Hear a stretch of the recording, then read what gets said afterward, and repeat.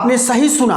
और महाकुंभ पर्व शुरू होने से पहले ही प्रयागराज के संगम के तट पर साधु संत इकट्ठा हुए थे मेला प्रशासन के बुलावे पर। लेकिन तभी दो गुटों में जमकर लात घूसे थप्पड़ चलने लगे।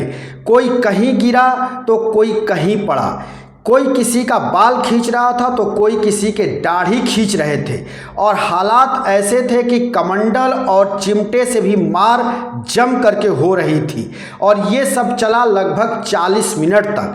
किसी तरह से जूना अखाड़े के संत और मेला प्रशासन के तरफ से बीच बचाव किया गया, हस्तक्षेप किया गया, तब जाकर के ये साधु संतों के बीच की जो टकराहट थी, जो मार पिटाई चल रहा था, वो बंद हुआ। लेकिन इस मार पिटाई के दौरान जिस कलयुग का दृश्य दिखाई दिया, उससे तो यही कहा जा सकता है कि घोर कलयुग आ गया है। अब इस घोर कलयुग में कौन बचे, जब साधु संत ही जब आपस में भिड़ जा रहे हैं, एक दूसरे के ऊपर थप्पड़ बरसा रहे हैं, लात जूते बरसा रहे हैं, तो ऐसे में तो यही कहा जाएगा कि घोर कलयुग का पदार्पण प्रयागराज के संगम में हो गया है। आने वाले वक्त में जब 2025 के 13 जनवरी से इस मेले का आगाज होगा, जो हिंदू धर्म और सनातनियों का सबसे बड़ा मेला लगेगा। दुनिया भर से वहाँ सनातनी और हिंदू धर्मावलंबी साधु संत वहाँ पहुँचेंगे संगम में स्नान करने। उसके पहले जो ये दृश्य सामने आया है, ये तस्वीर सामने आई है, निश्चित तौर पर सबको शर्मसार कर देने वाली ये तस्वीर है। इस खबर से हर सनातनी, हर हिंदू धर्मावलंबी और साधु संत अपने सही सार होंगे। और ये सब कुछ हुआ है जूतम पैजार प्रयागराज के संगम पर। 2025 महाकुंभ की शुरुआत अभी होनी है। 13 जनवरी 2025 से इस महाकुंभ का आगाज होगा। लेकिन उसके पहले मेला प्रशासन के तरफ से तमाम अखाड़ों के संत महात्माओं को बुलाया गया था एक बैठक के लिए, जिसमें तय करना था कि किस अखाड़े के कौन से संत को कौन सी जगह दी जाएगी, आवंटित किया जाएगा, और वहाँ वो अपने टेंट और तंबू डालेंगे और पूरे महाकुंभ तक उनके शिष्य भी वहाँ पहुँचेंगे। लेकिन जब बैठक चल रही थी, उसी दौरान आरोप है कि एक संत के गुट ने वहाँ पे हर हर महादेव का नारा लगाने लगा, जिससे कि दूसरा गुट नाराज हो गया। और नाराजगी यहाँ तक बढ़ी कि वहाँ पर थप्पड़, लात, जूते, बाल के और दाढ़ी के बाल की खींचतान दिखाई देने लगी। कोई दाढ़ी का बाल पकड़ करके किसी संत को घसीट रहा था, तो कोई सिर के जटा जूट को भी नोच रहा था। इस तरह का दृश्य चला और ये मार पिटाई लगभग 40-45 मिनट तक जारी रही। किसी तरह से मंदिर प्रशासन और जूना अखाड़े के संतों ने इसमें बीच बचाव करके मामले को शांत कराया। अब हम आते हैं कि ये सब हुआ कैसे। सबसे पहली जानकारी ये है कि अखाड़ा परिषद के जो अध्यक्ष थे पहले इसके, उनका नाम था महंत नरेंद्र गिरी जी।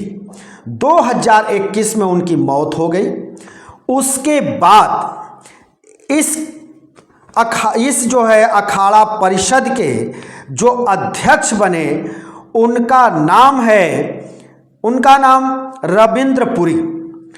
अब ये रविंद्रपुरी का कहना है कि ये जो मार पिटाई हुई है, ये सिर्फ भूमि के आवंटन को लेकर के हुई है। वही निर्मोही अखाड़ा के अध्यक्ष राजेंद्र दास का आरोप है कि सबसे पहले जूना अखाड़े के संत प्रेम गिरी जी ने ही थप्पड़ चलाया। और इसी के साथ राजेंद्र दास कहते हैं कि जूना अखाड़े के संत हमेशा से मार पिटाई करते आ रहे हैं और इनका मार पिटाई में विश्वास रहता है। और इस महाकुंभ के पहले भी प्रयागराज के संगम तट पर इस तरह की जो अनहोनी हुई है ये जूना अखाड़े के संत प्रेमगिरी ने ही किया है। ये दोनों गुट आपस में भिड़े और मार पिटाई हुई और जम करके वहां पे लात घूसे थप्पड़ चले। अब अखाड़ा परिषद के अध्यक्ष रविंद्र पुरी ने बताया है कि ये सारा मामला भूमि आवंटन का ही था। बैठक में अखाड़ा परिषद के अध्यक्ष रविंद्र पुरी और महामंत्री हरिगिरी के साथ ही मेला प्रशासन के अधिकारी भी वहां मौजूद थे जब इस तरह की अनहोनी वहां हुई और लात घूसे तमाचे और कमंडल चिमटा सबसे वहां पर जम करके मार हुआ, जिसको आपने हमारी वीडियो में भी देखा। हम बता दें दोस्तों कि हमारे देश में, देश क्या पूरे पृथ्वी पर हिंदुओं का जो सबसे बड़ा मेला लगता है, तीर्थ मेला लगता है, वो होता है महाकुंभ। और 2025 का महाकुंभ 13 जनवरी से शुरू होने जा रहा है। इसको लेकर के प्रयागराज के संगम पर तमाम तैयारियां चल रही हैं, जोरों से तैयारी चल रही है और वहां ये आंकड़ा लगाया जा रहा है कि देश विदेश से वहां करोड़ों तीर्थयात्री वहां सनातनी हिंदू पहुंचेंगे जो वहां संगम में डुबकी लगाएंगे। मां गंगा, सरस्वती और यमुना का वहां संगम है और ऐसे पवित्र जल में लोग वहां डुबकी लगाएंगे। ये पर्व बड़े संयोग से आते हैं और 12 साल बाद ये महाकुंभ लग रहा है, लेकिन संतों ने तो शर्मसार कर दिया। संतों के ऊपर जितनी बड़ी जिम्मेदारी होती है, हर सनातनी को, हर हिंदू को अच्छे रास्ते पर चलने की सीख देते हैं, सतमार्ग अपनाने का वो प्रवचन करते हैं, लेकिन सब कुछ धरा का धरा रह गया जब वो एक दूसरे पर पिल पड़े और थप्पड़ों की बरसात कर दी, लात घूसे चलाने लगे। उस वक्त तो यही दिखाई दिया कि संगम पर प्रयागराज के अंदर कलयुग उतर आया है और कलयुग का प्रकोप इतना कि कोई संत एक दूसरे को छोड़ने को तैयार नहीं। जो जिसे जहां पाया वहीं पीटा और जम करके पीटा। ये हमारे साधु संतों को शोभा नहीं देता है, क्योंकि ये महाकुंभ है, महापर्व है। सरकार इसको लेकर चिंतित है, तैयारियों में जुटी हुई है। हमारे हजारों की संख्या में सुरक्षा कर्मी वहां तैनात होंगे। सरकार के चप्पे चप्पे पर निगाहबानी होगी। वहां हजारों कैमरे लगाए जाएंगे।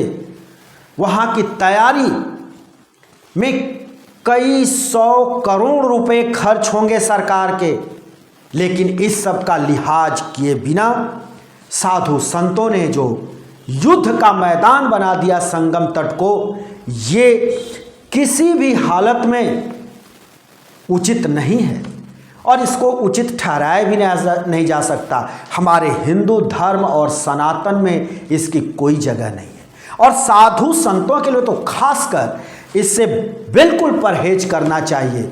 ये सुनने में आता है कि जूना अखाड़े के संत थोड़े बिगड़ैल किस्म के होते हैं, वो किसी की बात नहीं मानते, मनमानी करते हैं और अक्सर देखा जाता है कि जूना अखाड़े के संत मार पिटाई पर आमादा हो जाते हैं।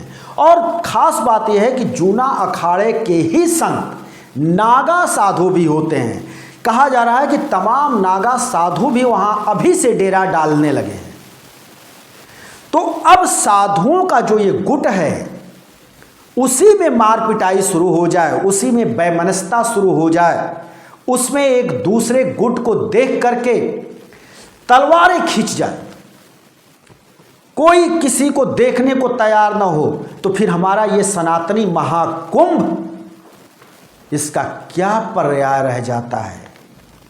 इस महाकुंभ को हम कैसे अपना तीर्थ स्थल मानेंगे, मेला मानेंगे, अगर ये संत आपस में ही ऐसे सिर फुटौल करेंगे।